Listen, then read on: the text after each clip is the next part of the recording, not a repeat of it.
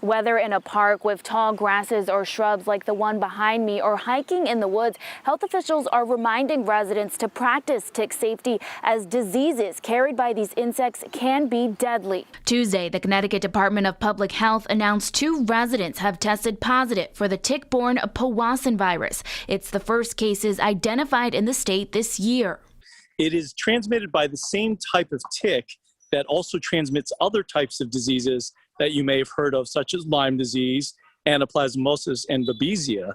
We spoke to Hartford Healthcare's Dr. Wu as he was on a hike in the woods. Wu says while most people infected with the virus experience flu-like symptoms, some can suffer severe illness affecting the central nervous system. Unfortunately, that can result in central nervous system symptoms such as seizures or encephalitis. Wu says Powassan is not a common disease, but it appears to be increasing. From 2016 to 2020, 10 cases were reported in Connecticut and 2 were fatal.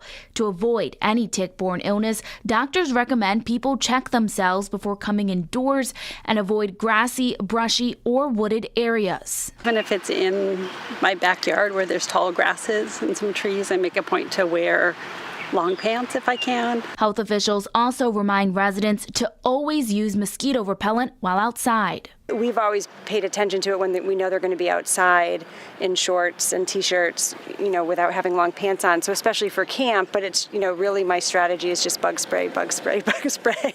DPH says residents should be aware of tick bites when ticks are most active, which is now until late fall. In West Hartford, it's Nia Maldonado, Fox 61 News.